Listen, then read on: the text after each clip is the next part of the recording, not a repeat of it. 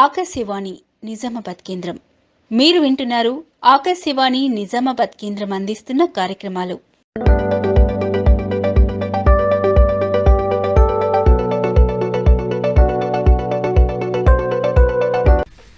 శ్రోతలందరికీ నమస్కారం. జాతీయ అంతరిక్ష దినోత్సవం మనం ఈ నెల 23వ తేదీన జరుపుకోబోతున్నాం.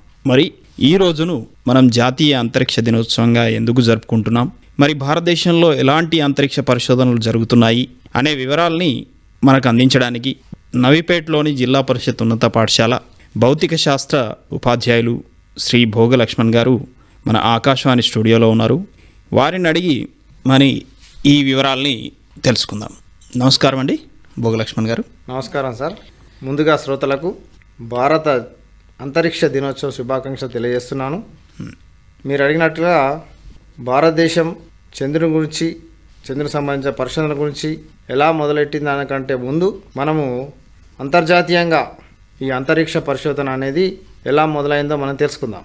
అయితే మొట్టమొదట ఈ అంతరిక్షం అనేసరికి మనకు గ్రహాలు, ఉపగ్రహాలు, భూమి ఇవన్నీ కలిసి ఉన్నటువంటి వేలాడుతున్నటువంటి ఒక వ్యవస్థను మనము అంతరిక్షం అంటాం. ఈ అంతరిక్షం గురించి తెలుసుకోవడానికి అనేక దేశాలు వివిధ రకాలుగా ప్రయత్నాలు చేశాయి. అవి మొదట్లో టెలిస్కోప్ ద్వారా కాకుండా దానికి దగ్గరగా వెళ్ళే కొన్ని రాకెట్లను కూడా రూపొందించారు. దానిలో భాగంగా మొట్టమొదట రష్యా దేశం 1957 సంవత్సరం లోపల స్పుత్నిక్ 1, స్పుత్నిక్ 2 అనే ఉపగ్రహాలను అంతరిక్షంలోకి పంపింది. అదేవిధంగా అమెరికా కూడా 1958 సంవత్సరం లోపల ఎక్స్ప్లోరర్ 1 అనే ఉపగ్రహాన్ని కూడా పంపింది. సార్, మరి ఈ ఎన్నో కిలోమీటర్ల దూరం ఉన్నటువంటి అనేక గ్రహాల గురించి కాకుండా మనకు అతి దగ్గరలో ఉన్నటువంటి ఉపగ్రహమైన చంద్రుని గురించి తెలుసుకోవాలనే ఉబలాటం అన్ని దేశాలకు, ముఖ్యంగా శాస్త్ర సాంకేతిక రంగాల్లో అభివృద్ధి చెందిన దేశాలకు తప్పకుండా ఉబలాటం ఉంటుంది. అందులో భాగంగా రష్యా మొట్టమొదట లూనార్ 1 అనే ఉపగ్రహాన్ని 1959 లోపల చంద్రుని కనుక్కోవడానికి అది ప్రయోగించింది. అదేవిధంగా మనకు అదే రష్యా 1961 సంవత్సరం లోపల యూరి గగరిన్ను కూడా అంతరిక్షంలోకి పంపింది. మొట్టమొదటి మానవుణ్ణి అంతరిక్షంలోకి పంపినటువంటి దేశంగా అది మన్నన పొందింది. సో దాని తర్వాత కూడా 1963 సంవత్సరం లోపల వాలెంటినా తెరెస్కోవా అనే శాస్త్రవేత్తను, సైంటిస్ట్ను ఈ రష్యా అంతరిక్షంలోకి పంపించింది. సో ఇట్లా ప్రతి దేశం కూడా ముఖ్యంగా చంద్రుని గురించి తెలుసుకోవాలనే ఆలోచన ఆ రోజుల్లో ఎక్కువగా ఉండేది. సో దీనికి సంబంధించి వివిధ దేశాలు అనేక ప్రయత్నాలు మొదలుపెట్టారు సార్. ఈ విధంగా అంతరిక్ష ప్రయోగాల్ని విదేశాలు మొదలుపెట్టినట్టుగా మనకు మీరు చెప్తున్నారు. మరి భారతదేశంలో ఈ విధమైన పరిశోధనలు ఎప్పుడు ప్రారంభమయ్యాయి? ఈ అంతరిక్ష పరిశోధనలు భారతదేశంలో ఎట్లా అభివృద్ధి చెందాయనే విషయాలు మా శ్రోతలకు కొద్దిగా వివరిస్తారండి. అయితే చంద్రుని గురించి మనం తెలుసుకోవాలంటే ఈ ఉపగ్రహాలు ప్రయోగించినప్పటికీ రష్యా దేశం ప్రయోగించుండొచ్చు, మిగతా దేశాలు ప్రయోగించినప్పటికి కూడా అయితే చంద్రునిపై కాలు పెట్టాలన్న ఉద్దేశం అమెరికా దేశస్తులకు ముందుగా కలిగింది సార్. సో ఇందులో భాగంగా అప్పటి కెనడీ అమెరికా అధ్యక్షుడు ఈ పోటీ లాంటి ప్రపంచం లోపల అమెరికా మొట్టమొదటిగా చంద్రునిపై కాలు పెట్టాలన్నటువంటి ఉబలాటాన్ని కెనడీ తెలియపరిచాడు. సో దీనిలో భాగంగా అమెరికా పరిశోధన సంస్థ నాసా అపోలో 1 అనే ఉపగ్రహాన్ని ఇది చంద్రుని మీది పంపడానికి కోసం ఒక ప్లాన్గా అప్పుడు ఉపగ్రహాలు చేయడం మొదలుపెట్టింది. ఈ అపోలో ఉపగ్రహంలో కెనడీ యొక్క ఆలోచన ప్రకారం మనుషులను చంద్రుని మీద దింపుతానన్నాడు. అదేవిధంగా వాళ్ళను క్షేమంగా మళ్ళీ భూమికి తీసుకొస్తా అన్నాడు. సో అటువంటి పెద్ద ఒక ఆలోచనలో అమెరికా ప్రభుత్వం ఉండేది. సో దాన్ని అక్కడి అంతరిక్ష పరిశోధన సంస్థ నాసా తప్పకుండా ఆ యొక్క కళను నిజం చేయాలనే ఉపలాటం ఉండేది. దానిలో భాగంగా అపోలో 1 అనే ఉపగ్రహాన్ని పంపడానికి వారు సిద్ధం చేసుకున్నారు. సో దానిలో కొంత అపశృతి కలిగింది సార్. ఏంటంటే వాళ్ళు ప్రయోగం చేసేటప్పుడు ఆ ప్రయోగంలో కొంత టెక్నికల్ భేదాల వల్ల అగ్ని ప్రమాదం సంభవించింది సార్ అది. సో దానిలో ఉన్న 3 శాస్త్రవేత్తలు వాళ్ళు ఆ ప్రమాదానికి గురై చనిపోవడం జరిగింది. ఇది ఒక పెద్ద విషాదకరమైన సంఘటన జరిగింది. అయినప్పటికీ కూడా అమెరికా వెనుకకు రాలేదు. ఎందుకోసం ప్రపంచంలో మేమే నంబర్ 1 అనే ఆలోచన ఆ దేశానికి ఉండేది. సో దానిలో భాగంగా అనేక అపోలో శాటిలైట్లు అది వెంటనే మళ్ళీ వితిన్ ద 1 year మళ్ళీ లాంచ్ చేయడం జరిగింది. సో ఇట్లా అనేక ఉపగ్రహాలు పంపడంలో భాగంగా మొట్టమొదట ఈ యొక్క చంద్రుని పైన ఉపగ్రహాన్ని దించాలన్న ఒక కుతూహలంతో అపోలో 11 ఈ ఉపగ్రహాన్ని ప్లాన్ చేసింది సార్. అపోలో 11లో మానవులను పంపి మానవులను ఖచ్చితంగా మేము చంద్రుని మీద దించి మళ్ళీ రిటర్న్ తీసుకొస్తామనే ఆలోచన వాళ్ళకు వచ్చింది. వాళ్ళకు అందుకోసం అది కోటాను కోట్ల రూపాయలు దానికోసం ఖర్చు చేసింది. దానిలో భాగంగా 16 జూలై 1969 లోపల ఈ అపోలో 11 మిషన్ ద్వారా 3 వ్యోమగాములను అంతరిక్షంలోకి పంపింది. వారు జూలై 20న చంద్రుని మీద దిగారు. దానిలో నుండి వారు మొట్టమొదట అడుగు పెట్టారు. ఈ మొట్టమొదట అడుగుపెట్టినటువంటి మనకు ఈ వ్యోమగామి నీల్ ఆర్మ్స్ట్రాంగ్, తర్వాత బజ్ ఆల్డ్రిన్ ఇద్దరు అడుగుపెట్టారు. కానీ దాంతో వెళ్ళినటువంటి మరొక శాస్త్రవేత్త మైకేల్ కోలిన్స్ అనే శాస్త్రవేత్త వాళ్ళకి కావాల్సిన సిగ్నల్స్ అన్నీ కూడా అందించడానికి అదే ల్యాండర్లో ఉండి అతనన్నీ కూడా కంట్రోల్ చేయడం జరిగింది. అయితే ఆ సందర్భం లోపల వాళ్ళ యొక్క ఆనందం ఏ విధంగా ఉండేదంటే నీల్ ఆర్మ్స్ట్రాంగ్ ఒక మాట చెప్పాడు, నేను వేసిన మొట్టమొదటి అడుగు చిన్న అడుగే కావచ్చు కానీ మానవాళికి ఒక పెద్ద ముందడుగని అతను చెప్పడం జరిగింది. సో ఇక్కడ ఆ విధమైనటువంటి అతని యొక్క ఆలోచన మనకు ఈ రకంగా ఈ చంద్రుపై పరిశోధనలకు దారితీసింది సార్. అయితే ఇది కెనడీ చెప్పిన ప్రకారం మళ్ళీ తిరిగి జూలై 24న భూమిపైకి సురక్షితంగా చేరుకుంది. సో ఇది సార్ మనకు చంద్రుని మీద యాత్ర తీసుకుంటే ఇది అన్నిటికంటే పెద్ద యాత్ర. ఇప్పటి వరకు కూడా ఎవ్వరు కూడా మనకు చంద్రుని మీద ల్యాండ్ కాలేదు. ఒక అమెరికన్లు మాత్రమే ల్యాండ్ అయ్యారు. మరి అంత 3తో సరిపోలేదు సార్. ఇంకా చాలా ప్రయోగాలు వాళ్ళు అపోలో ద్వారా చేయడం జరిగింది. వాళ్ళు మొత్తం అపోలో 17 మిషన్స్ పంపడం జరిగింది. ఈ 11 మిషన్స్లో వాళ్ళు ఇప్పటి వరకు 33 మందిని పంపించారు సార్. ఈ 33లో అందరూ కూడా చంద్రుని మీద దిగలేదు. కేవలం 12 మంది మాత్రమే దిగినట్టుగా మనకు ఉన్నటువంటి సమాచారం వల్ల తెలుస్తుంది. అయితే చంద్రుడి పైన విదేశాల్లో జరిగిన ప్రయోగాల గురించి మీరు ఇంతకుముందు చెప్పారు. మరి భారతదేశంలో ఈ రకమైన ప్రయోగాలు చంద్రుడిపైన ప్రయోగాలు ఎప్పుడు మొదలయ్యాయి, ఎలా మొదలయ్యాయి, వీటి నేపథ్యం ఏమిటి అనే విషయాలు మా శ్రోతలకు కొద్దిగా వివరిస్తారా? సో ఇప్పటివరకు మనము ప్రపంచంలోని శాస్త్ర సాంకేతిక రంగంలో అభివృద్ధి చెందిన దేశాలను రష్యా, అమెరికా గురించి చెప్పుకున్నాం. అయితే మన భారతదేశానికి విషయానికి వస్తే మన భారతదేశం కూడా చంద్రునిపై అనేక ప్రయోగాలు చేస్తుంది. దానికంటే ముందు మన భారతదేశంలో కూడా ఈ అంతరిక్షంలో ప్రయోగించే రాకెట్లు కానీ ఉపగ్రహాలు కానీ ఎప్పటి నుంచి మొదలుపెట్టింది అనే విషయాన్ని కూడా కొంత తెలుసుకోవాల్సి ఉంది. అయితే 1957 సంవత్సరంలో రష్యా ఉపగ్రహాలు పంపడం మొదలుపెట్టిన తర్వాత మన దేశంలో కూడా విజ్ఞానం ఏం తక్కువ లేదు. అప్పట్లో ఉన్నటువంటి మన శాస్త్రవేత్తలు విక్రమ్ సారాభాయ్ అమెరికా సహకారంతో 1963 సంవత్సరం లోపల సౌండ్ రాకెట్ ఒకటి పంపించడం జరిగింది సార్. మన దగ్గర కూడా ఎటువంటి స్టేషన్స్ లేవు. అయినప్పటికీ కూడా కేరళ రాష్ట్రంలో తుంబా అనే ప్రాంతం నుంచి మనకు అమెరికా నుంచి కొన్ని తీసుకొచ్చుకున్న విడి భాగాల సాయంతో వాటిని అంతా కూడా క్రోడీకరించి పంపించాం. అయితే విడి భాగాలు తీసుకురావడానికి మన దగ్గర వాహనాలు కూడా లేని రోజులు అవి. ఎడ్ల బండ్ల మీద అవి తీసుకురావడం జరిగింది, సైకిళ్ళ మీద తీసుకురావడం జరిగింది. ఆ స్థాయి నుంచి మనం అంచెలంచెలుగా ఎదగడం జరిగింది సార్. దానిలో భాగంగా తర్వాత మనము ఆర్యభట్ట అనే ఉపగ్రహాన్ని కూడా తయారు చేశాం సార్. ఈ ఆర్యభట్ట ఉపగ్రహము మనకు 1975 సంవత్సరంలో మన పూర్తి ఇండియన్ టెక్నాలజీతో తయారు చేశాం సార్. అయినప్పటికీ మన దగ్గర ప్రయోగించడానికి ప్రయోగ కేంద్రాలు, ఉపగ్రహ ప్రయోగ కేంద్రాలు లేవు సార్. అయినప్పటికీ మనము రష్యా యొక్క సహకారం తీసుకొని రష్యా నుండి ఈ ఆర్యభట్టను పంపించాం. అది కూడా విజయవంతమైనాం. సో ఇట్లా ఒకే ప్రయత్నం లోపల విజయవంతం కావడం, ఒక చిన్న దేశం అయినప్పటికీ ఒకే ప్రయత్నం విజయం కావడం ఇది మన దేశానికి గర్వకారణం సార్. దాని తర్వాత మనము అనేక ఉపగ్రహాలు, మరొక శాస్త్రవేత్త, మరొక చైర్మన్, ఇస్రో చైర్మన్ సతీష్ ధావన్ ఆధ్వర్యంలో మనం అనేక ఉపగ్రహాలను అదేవిధంగా రాకెట్లను మన దేశంలోని శ్రీహరికోట నుంచి పంపించడం జరిగింది. అప్పుడు మనకు ఒక స్పేస్ స్టేషన్ ఏర్పాటు చేసుకున్నాం, అదే శ్రీహరికోట. ఇప్పుడు ఈ శ్రీహరికోట ఇప్పుడు మన దేశానికే కాదు అనేక దేశాలకు కూడా ముఖ్యమైపోయింది. వేరే వేరే దేశాలు వాళ్ళ యొక్క ఉపగ్రహాలు పంపుకోవడానికి మన యొక్క లాంచ్ స్టేషన్ శ్రీహరికోటనే వాడుకుంటున్నారు. ఇది కూడా ఒక గర్వకారణం సార్. మనం ఏ స్థాయి నుంచి ఏ స్థాయికి ఎదిగామో ఈ సందర్భంగా మనం అర్థం చేసుకోవచ్చు సార్. ఇందులోపల ఈ ఉపగ్రహాల తయారు లోపల కావాల్సిన టెక్నాలజీ కొంత విదేశాలపై ఆధారపడిన, కొంత మన దేశంలోంచి మనం తయారు చేసిన, చివరాఖరికి ఇప్పుడు మనం ప్రజెంట్ రోజులలో మనం పూర్తి స్వశక్తితో ఉపగ్రహాన్ని తయారు చేయడం, ఉపగ్రహాన్ని పంపడం, ఆ స్థాయికి ఎదిగాం.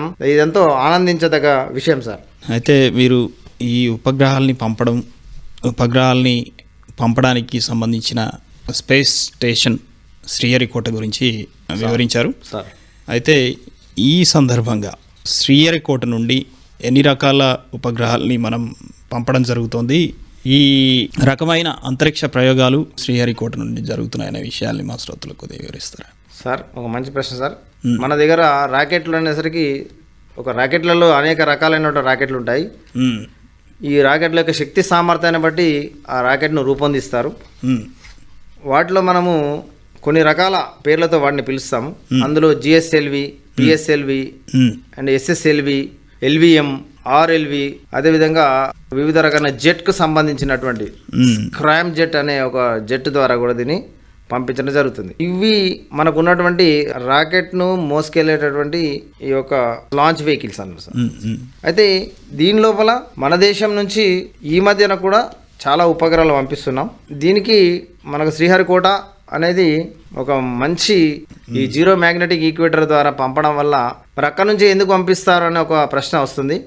అదేంటంటే సార్, అక్కడ మనకు తక్కువ మ్యాగ్నెటిక్ అంటే భూమి యొక్క ఆకర్షశక్తి ఉంటుంది కాబట్టి మనము తక్కువ ఇంధనం లోపల ఎక్కువ వేగంతో ఉపగ్రహాలను పంపించడానికి అవకాశం ఉంటుంది కాబట్టి ప్రతి దేశం కూడా ఈ జీరో మ్యాగ్నెటిక్ ఈక్వేటర్ను ద్వారానే పంపించడానికి ఎక్కువ ప్రయత్నాలు చేస్తుంటాయి సార్.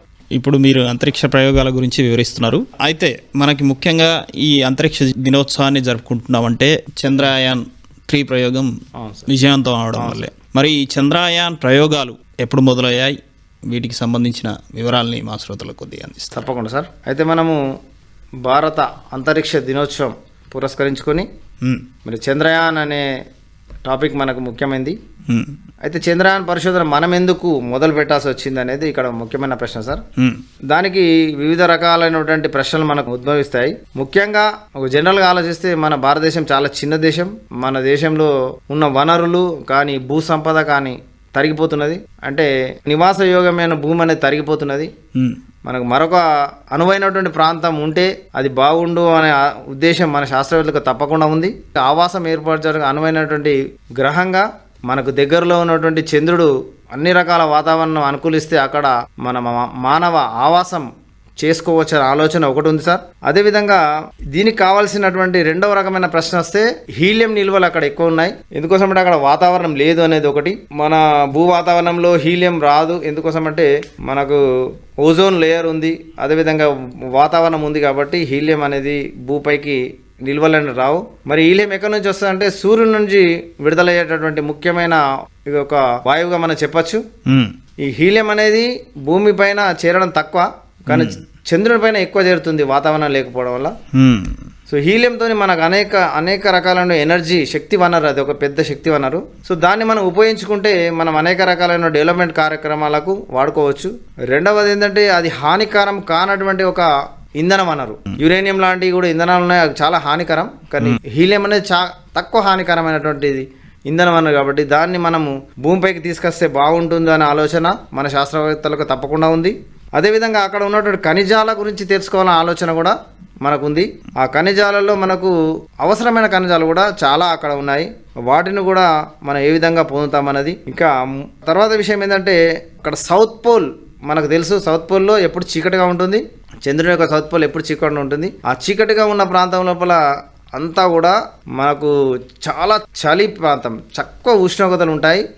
అక్కడ నీటి జాడలు ఉన్నాయనే ఆలోచన మన వాళ్ళకు ఉంది.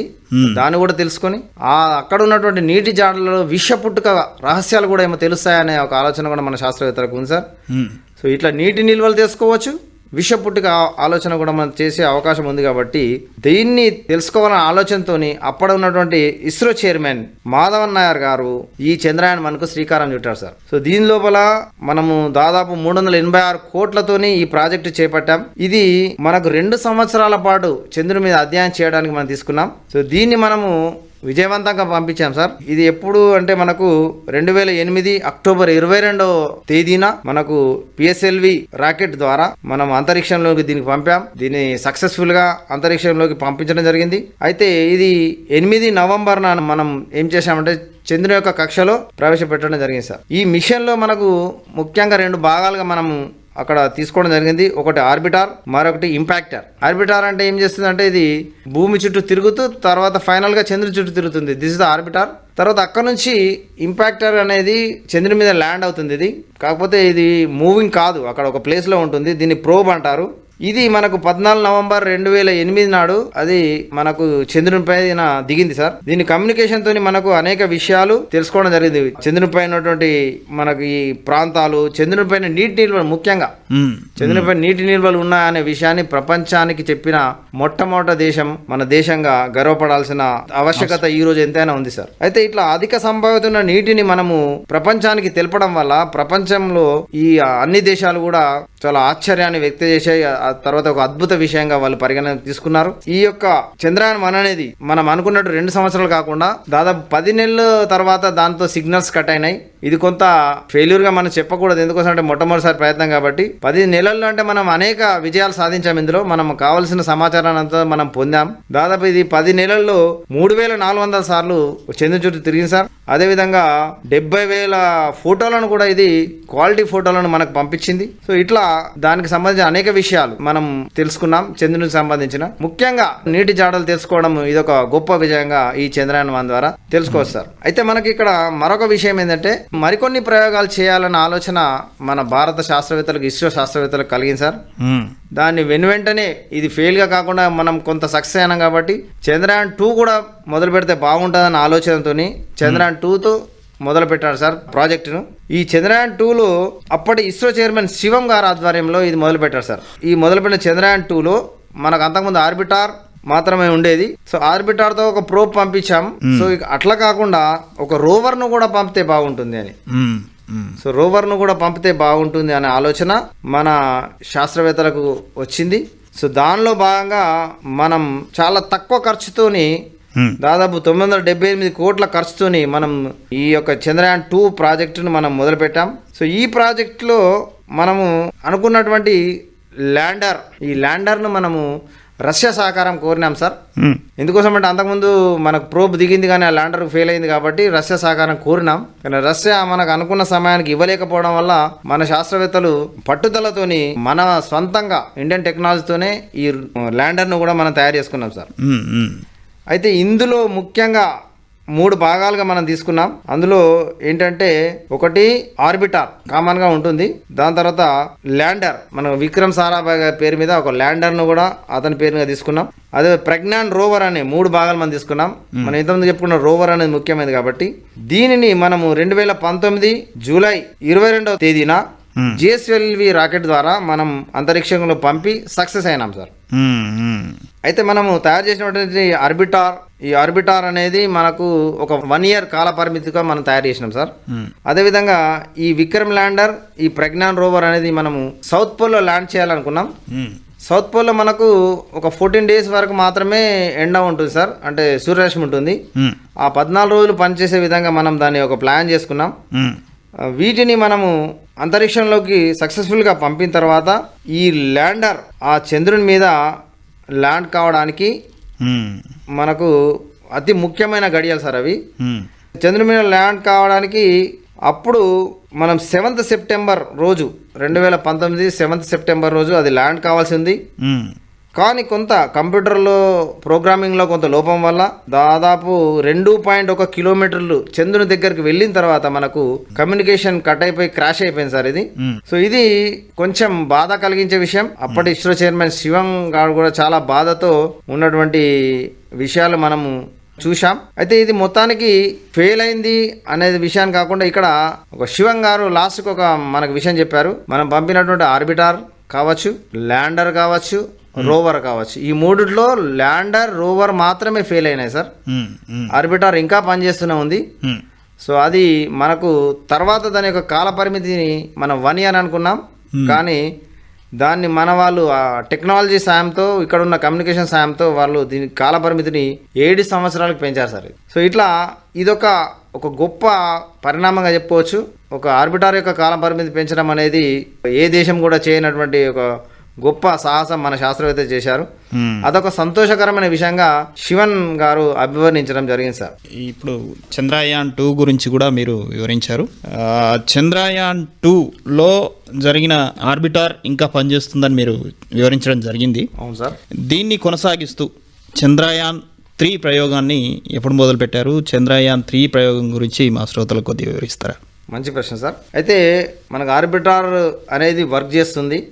అంటే మనము పంపించాల్సిన వ్యవస్థలో 3 వ్యవస్థలలో ఒక వ్యవస్థ ఆల్రెడీ పనిచేస్తుంది కాబట్టి మనకు మిగతా 2 వ్యవస్థలు మాత్రమే అవసరం ఉంది. సో ఇది కొంచెం ఇంకా తక్కువ ఖర్చు, ఒక 300-400 కోట్ల తక్కువ ఖర్చు అయ్యే అవకాశం ఉందని అప్పటి ఇస్రో చైర్మన్ సోమనాథ్ గారి ఆధ్వర్యం లోపల ఈ చంద్రయాన్ 3 అనే ప్రాజెక్టును చేపట్టడం జరిగింది సార్. అయితే దీంట్లో మనకు ఆర్బిటర్ అవసరం లేదు. ఎందుకోసం అంటే ఆల్రెడీ ఇట్ ఈస్ రన్నింగ్ కాబట్టి మనకు ల్యాండర్ అండ్ రోవర్లు కావాలి.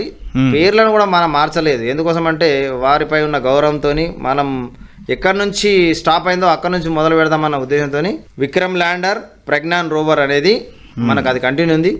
కాకపోతే అక్కడ దాకా తీసుకువెళ్ళడానికి మనకి ఆర్బిటార్ కాకుండా ప్రొపల్షన్ అనే ఇక్కడ ఒక వాహనంగా మనం దీన్ని తీసుకుంటాం. ఈ ప్రొపల్షన్ అనేది ఉంటుంది. ఈ ప్రొపల్షన్ అనేది మనకు కంప్లీట్ కాకుండా అది కక్షలో పెట్టేందుకు మనకి ఇక్కడ ఉపయోగపడుతుంది. సో ఇది propulsion and lander and rover ఈ మూడింటిని మనము పంపించడానికి, అదే చంద్రయాన్ 3 యాత్రను మొదలుపెట్టడానికి ఒక సమయాన్ని మనము ఏర్పాటు చేసుకున్నాం. సో ఇది మనకి ఎప్పుడు అంటే 2023 జూలై 14న ఈ యొక్క చంద్రయాన్ 3ని పంపడానికి కోసం మనం ముహూర్తం నిర్ణయించుకున్నాం సార్. అయితే దీనికయ్యే ఖర్చు కూడా తగ్గుతుంది అనుకున్నాం మనము. సో ఇది కేవలం 615 కోట్లతో ఉన్నటువంటి ప్రాజెక్ట్ ఇది. మనం దీని ఖర్చు ఎంత అనేసరికి 615 కోట్లు మనకి ఎక్కువ కనబడవచ్చు, కానీ ఆదిపురుష్ సినిమా మనకు 700 కోట్లు అయింది సార్. దానికంటే తక్కువ ఖర్చులోనే ఒక ప్రాజెక్టును, ఒక మిషన్ ను పంపడం అనేది ఇది ప్రపంచం కూడా గర్వించదగ్గేటటువంటి ఆలోచనతో మనం ముందుకు ఖర్చు అనుకోండి. ప్రపంచంలో అతి తక్కువ ఖర్చుతో ఏ దేశం కూడా మొత్తానికి సార్ ప్రపంచంలో అంతరిక్ష పరిశోధన కోసం అన్ని దేశాలు కూడా చాలా ఎక్కువ మొత్తంలో డబ్బులు కేటాయిస్తారు సార్. కానీ మనం ఉన్నటువంటి మన దేశం యొక్క ఆర్థిక పరిస్థితి కావచ్చు, అదేవిధంగా మనం ప్రతి ఏ వస్తువునైనా ప్రపంచంలో ఏ వస్తువునైనా తక్కువ ధర దొరుకుతుంది అంటే అది ఇండియాలోనే. అంటే మన శాస్త్రవేత్తలు ఆ విధంగా కృషి చేస్తారు. మన యొక్క జీవన విధానం అట్లా ఉంది, మనం ఉన్న ఆర్థిక పరిస్థితి అట్లా ఉంది కాబట్టి సో తక్కువ ఖర్చులోనే తయారు చేయడానికి మన శాస్త్రవేత్తలు ముందుకొచ్చారు. ఈ యొక్క ఉపగ్రహాన్ని 2023 జూలై 14న LVM-3 అనే రాకెట్ ద్వారా మనం పంపించాం సార్. ఇది ఆ రోజు మధ్యాహ్నం 2:35 శ్రీహరికోటలోని సతీష్ ధావన్ స్పేస్ సెంటర్ ద్వారా నింగికి ఎగింది సార్. ఇది చాలా సక్సెస్ఫుల్ గా ఇది ఆకాశంలోకి ఎగింది. అదేవిధంగా దీన్ని ల్యాండింగ్ చేయడానికి మనము ఒక సమయాన్ని మనం నిర్ణయించుకున్నాం. ఆ సమయం ఏంటంటే 23 ఆగస్టు నాడు మనం ఎందుకు దించాలంటే అప్పుడే సూర్యరశ్మి వస్తుంది, మళ్ళీ ఒక 14-15 రోజులు ఉంటుంది కాబట్టి ఆ రోజునే దించాలి. కాబట్టి 23 ఆగస్టు నాడు అనుకున్నాం. 23 ఆగస్టు 2023న మనం ల్యాండింగ్ చేస్తున్న సమయం లోపల 6:04 ఒక ప్రపంచం గర్వించదగినటువంటి విషయాన్ని మనం ఇక్కడ అర్థం చేసుకోవచ్చు. మొట్టమొదటిసారి సౌత్ పోల్ పై అడుగిడిన రోవర్ అంటే దట్ మన ఇండియాదే.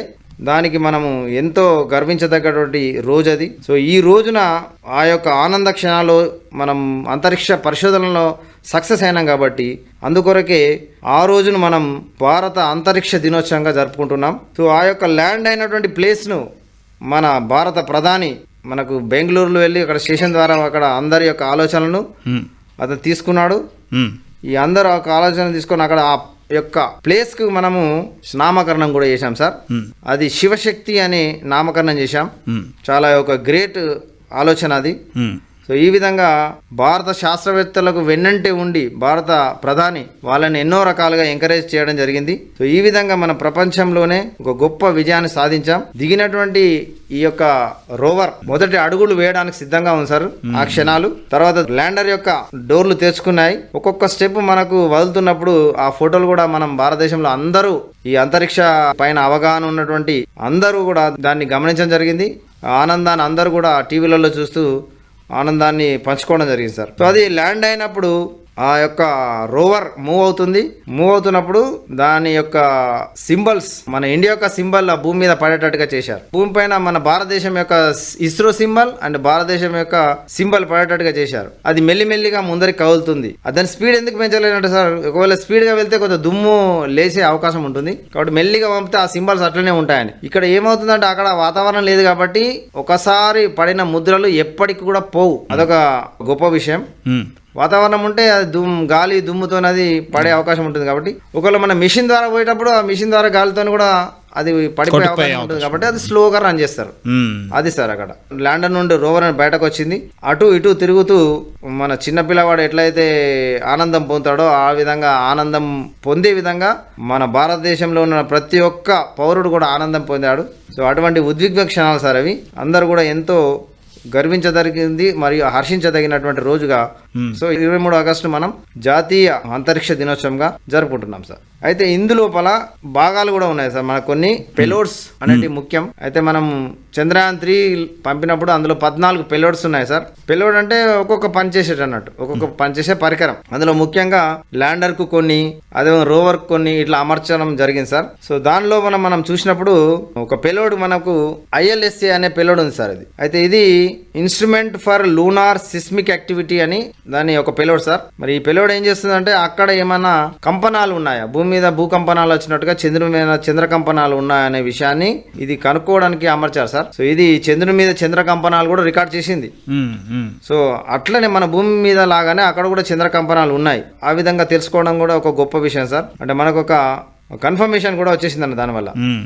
అదేవిధంగా సార్ మరొక పెలోడు చాస్తే అనే పెలోడ్ అనేది మనం తీసుకుంటే చంద్ర సర్ఫేస్ థర్మో ఫిజికల్ ఎక్స్పెరిమెంట్ చేసేటువంటి ఒక పరికరం సార్. ఈ పరికరం సాయంతో ఏం చేస్తుంటే నేల యొక్క ఉష్ణోగ్రతలు తెలుసుకుంటుంది సార్. ఇది నేల యొక్క ఉష్ణోగ్రతలు ఎంత ఉంది, మరి భూమి ఉపరితలం పైన ఎంత ఉంది, మరి లోపలికి వెళ్తే ఎంత ఉంది అనే విషయాన్ని ఇది తెలుసుకుంటుంది. సో ఇది మనకు భూ ఉపరితలం లోపల 50 డిగ్రీల ఉష్ణోగ్రతను చూపించింది. ఎందుకోసం అది పంపినప్పుడు సూర్యరశ్మి ఉండే కాబట్టి 50 డిగ్రీల సెంటీగ్రేడ్ ను చూపించింది. అయితే భూమి లోపల ఒక 10 సెంటీమీటర్లకు డ్రిల్ చేసింది, అదే మెషిన్ డ్రిల్ చేసి అక్కడ ఉన్న ఉష్ణోగ్రత తెలుసుకుంది. అక్కడ కేవలం 10 డిగ్రీల సెంటీగ్రేడ్ ఉంది సార్. అంటే అది భూ ఉపరితలంలో మాత్రం అది ఎంత చాలా ఎక్కువ ఉంటుంది, కానీ అది చంద్ర ఉపరితలం కాబట్టి ఒక 10 సెంటీమీటర్లకే 40 డిగ్రీల సెంటీగ్రేడ్ పడిపోతే ఇంకా లోపలికి అయితే ఇంకా చాలా చల్లగా ఉంటుంది. అంటే ఉపరితలం మాత్రమే ఇక్కడ ఉష్ణోగ్రత ఆవరించి ఉంటుంది అనేది మనకు దీనివల్ల క్లియర్గా అర్థమవుతుంది అనే విషయాన్ని ఈ యొక్క పిల్లడి ద్వారా మనం తెలుసుకోవచ్చు సార్. అదేవిధంగా అక్కడ ఉష్ణోగ్రత కూడా ఇప్పుడు సూర్యరశ్మి లేని రోజులు అంటే మీన్స్ మనకు సౌత్ పోల్లో మనకు చీకటిగా ఉంటుందని మనకు తెలుసు. మిగతా 14 డేస్ మొత్తం చీకటిగా ఉంటుంది. అప్పుడు అక్కడ సూర్యరశ్మి లేని రోజు అంటాం. ఆ రోజులలో అది -232 డిగ్రీ సెంటీగ్రేడ్గా ఉంటుంది సార్. అంటే చాలా చాలా తక్కువ ఉష్ణోగ్రత. అసలు నీరు గడ్డగట్టేది 0 డిగ్రీలే. 0 కంటే 232 మైనస్ కిందికి వెళ్తున్నామంటే ఇంకా చాలా చల్లగా ఉంటుంది. సో అటువంటి చల్లని ఉష్ణోగ్రత అక్కడ ఉంటుంది కాబట్టి అందువల్లనే ఆ సౌత్ పోల్లో మిగతా రోజులలో అంటే మీన్స్ 14 రోజులు అయిన తర్వాత ఆ చల్లలో పరికరాలు పనిచేస్తాయా పనిచేయవా అనే ఆలోచన మన శాస్త్రవేత్తలకు ఉంది. అయినా ఒక ప్రయత్నంగా దీన్ని పంపించడం జరిగింది సార్. అదేవిధంగా దీని లోపల మరొకటి పెలోడ్ ఉంది, దాన్నే రంభా పెలోడ్ అంటారు. ఇది ఏం చేస్తుందంటే వాతావరణంలో ఉన్నటువంటి ప్లాస్మా ఉనికిని కనుక్కుంటుంది. ఈ ప్లాస్మా అంటే ఏంటి సార్, టెంపరేచర్ వల్ల వచ్చినటువంటి ఒక స్థితి అన్నట్టు. అంటే సూర్యరశ్మి వల్ల వచ్చిన టెంపరేచర్ లో ప్లాస్మా స్టేట్ మనకు పదార్థము 3 స్టేట్లలో ఉంటుంది, ఘన ద్రవ వాయు. ఆ 4వ స్టేటే ప్లాస్మా స్టేట్. ఆ ప్లాస్మా స్టేట్ గురించి ఇది కనుక్కుంటుంది. దానిలో భాగంగా అక్కడ ఉనికిని కూడా ఇది ఎంత స్టేజ్ లో ఉందో అనే విషయాన్ని కూడా మన భారతదేశంలోని ప్రయోగ కేంద్రానికి ఇది పంపించడం జరిగింది సార్. అదేవిధంగా మనకు ప్రజ్ఞాన్ రోవర్ లో మరో 2 పేలోడ్లు ఉన్నాయి సార్. ఇందులో ఫస్ట్ ఏంటంటే లిబ్స్ అంటే laser induced break down spectroscope. ఇదొక పెల్లెట్ సార్.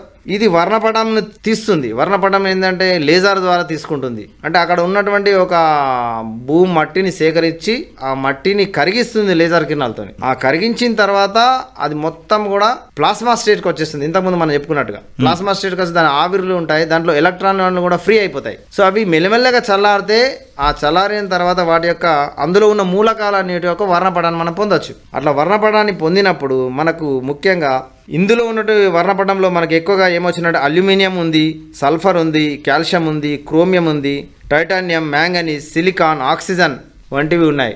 దాంతోపాటు హీలియం అనే వాయువు కూడా ఉంది. ఇవన్నిటిని అది గుర్తించి సార్. సో ఇందులో మనకు అవసరమైనటువంటి ముఖ్యమైన మూలకాలు ఏంటంటే సల్ఫర్ అండ్ టైటానియం. ఇవి రెండు మనకు చాలా అవసరమైనటువంటివి మూలకాలు. వాటిని కూడా మనము పొందగలిగితే మన దగ్గర కూడా కొన్ని అభివృద్ధి కార్యక్రమాలు చేయొచ్చు అనే ఆలోచన కూడా మన శాస్త్రవేత్తలకు వచ్చింది. అయితే ఇక్కడ ఉన్న మూలకాలు ఒక మెషిన్ ద్వారా చూపించినవే కన్ఫర్మ్ కాకుండా మరొక పరికరాన్ని కూడా పంపించేశారు. అదే మరొక పెలోడ్, అది APXCA, alpha particle x ray spectrometer. ఇది కూడా ఏం చేస్తుందంటే మనము అంతకుముందు తీసుకున్న లిప్స్ ఏ విధంగా అయితే మూలకాలం కనుక్కుందో ఇది కూడా అదే, కాకపోతే మెథడ్ చేంజ్ అన్నట్టు సార్. సో ఇది అల్ఫా కిరణాలతోని, ఇది ఎక్స్రే కిరణాల ద్వారా దాని ద్వారా చేస్తుంది. ఇది కూడా ఇంతకుముందు కనుక్కున్న మూలకాలు ఏవైతే ఉన్నాయో వాటిని నిర్ధారించింది. అంటే దీన్ని బట్టి అక్కడ ఉన్న మూలకాలు మనం ఇంతవరకు చెప్పుకున్న మూలకాలన్నీ కూడా అవే మూలకాలుగా మనం చెప్పుకోవచ్చు సార్. సో ఈ విధంగా మనము చంద్రునిపై ప్రయోగాలు చేసి మరి అది 14 రోజులు పనిచేసింది. 14 రోజులు అనేక విషయాలు కూడా మన శాస్త్రవేత్తలకు ఫోటోల ద్వారా పంపించింది. ఆ సమయంలో మనం రెగ్యులర్గా పేపర్లలో చూసాం, అదేవిధంగా ఇంటర్నెట్ ద్వారా చూసాం ఏ రకమైన ఫోటోలు పంపించింది అనేది. సో ఈ విధంగా మనము విజయం సాధించాం సార్. సో ఇట్లా చంద్రయాన్ 3 అనేది విజయం సాధించడం వల్ల మన ప్రపంచంలో మన యొక్క పేరు ప్రఖ్యాతలు ఉన్నత స్థానానికి నిలబెట్టాయి సార్. అయితే ఇది ఆఫ్టర్ దట్ 14 రోజుల తర్వాత అక్కడ చీకటి ప్రాంతం అయింది. అయినా మన శాస్త్రవేత్తకు కొంత ఆశ ఉండేది. చీకటి అయిన తర్వాత లేదు, మనకు సోలార్ ప్లేట్లు పనిచేయవు కాబట్టి మళ్ళీ ఒక 15 డేస్కు మళ్ళీ ఎండ వస్తుంది, అప్పుడు పనిచేస్తా అనే ఆలోచన ఉండే. కానీ ఆ విధంగా చాలా ప్రయత్నాలు చేశారు, అయినా పనిచేయలేదు. దానికి ముఖ్య కారణం ఏంటంటే అక్కడ ఉన్నట్టు -232 డిగ్రీ సెంటీగ్రేడ్ అంత టెంపరేచర్లో ఉన్న పరికరాలన్నీ కూడా పనికిరాని స్థితికి చేరినాయని అర్థం సార్ ఇది. సో ఈ విధంగా మనము ఈ చంద్రయాన్ 3ని విజయవంతంగా కంప్లీట్ చేశాం సార్. సో ఇంకా మున్ముందు కూడా మనము మంచి మంచి కార్యక్రమాలు, మంచి ప్రాజెక్టులు కూడా, మంచి ఈ యొక్క రాకెట్ అంతరిక్ష ప్రయోగాలు కూడా చేయాలని మనం ఆశిస్తున్నాం సార్.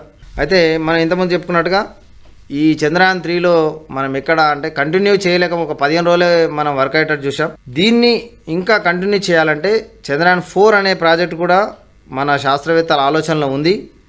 ఇది ముఖ్యంగా ఏంటంటే తక్కువ ఉష్ణోగ్రతలో కూడా పనిచేసేటటువంటి పరికరాలను తయారు చేయదలుచుకున్నారు.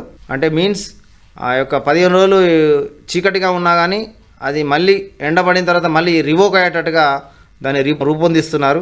ఇదంతా కూడా జపాన్ యొక్క సహకారంతో 2026లో ప్రయోగించదలుచుకున్నారు. అది కూడా సక్సెస్ అయ్యి మన యొక్క భారతదేశ యొక్క పేరు ప్రతిష్టలు మనకు ఉన్నత స్థాయికి తీసుకొస్తాయని ఆశిస్తున్నాం. అదేవిధంగా మరొక ప్రాజెక్ట్ ఏముందంటే ఈ అంతరిక్షంలోకి మనుషులను పంపాలనే ఆలోచన మన భారతదేశంకి ఉంది. ఇంతకుముందు ఇప్పుడు మనం తీసుకుంటే అమెరికా కావచ్చు, రష్యా కావచ్చు, ఈ ప్రయోగాలు ఎప్పుడో సక్సెస్ చేశాయి. దాన్ని కూడా మనము ఈ ముందు తీసుకోదలుచుకున్నాం. దాని పేరే మనము మిషన్ గగన్యాన్ అని అంటాం సార్. దాని తర్వాత కూడా శుక్రగ్రహం అంటే మానవుని నివాసానికి అనుకూలమైనటువంటి మరొక గ్రహం, చంద్రుడు తర్వాత శుక్రగ్రహంగా మనం చెప్తాం. ఈ శుక్రుని పైన కూడా వాతావరణం ఉంది అనే ఆలోచన ఉంది. మరి దాని గురించి తెలుసుకోవాలన్న ఆలోచన మన శాస్త్రవేత్తలకు తప్పకుండా ఉంది సార్. దాని సందర్భంగా మన వారి యొక్క తర్వాత ప్రాజెక్టు శుక్రయాన్ 1 అనే ప్రాజెక్టు కూడా రూపొందిస్తున్నారు. వీరికి ఈ సందర్భంగా మనం ఇస్రో శాస్త్రవేత్తకు ముందు జరిగే కార్యక్రమం అన్నింటిలో కూడా సక్సెస్ఫుల్ కావాలని అభినందిద్దాం సార్. Thank you sir. భారతదేశం గర్వించదగ్గ రోజైనటువంటి భారతీయ అంతరిక్ష దినోత్సవం ఆగస్టు 23వ తేదీ అంతరిక్ష దినోత్సవం. ఈ అంతరిక్ష దినోత్సవ కార్యక్రమంలో భాగంగా మా స్టూడియోకి ఇచ్చేసి చంద్రయాన్ ప్రయోగాలు ఎలా జరుగుతున్నాయి, చంద్రయాన్ 3 ప్రయోగం ఎలా విజయవంతమైంది అనే విషయాల్ని మా శ్రోతలకు వివరించినందుకు మీకు ప్రత్యేకంగా ధన్యవాదాలు తెలియజేస్తున్నాం. ధన్యవాదాలు సార్.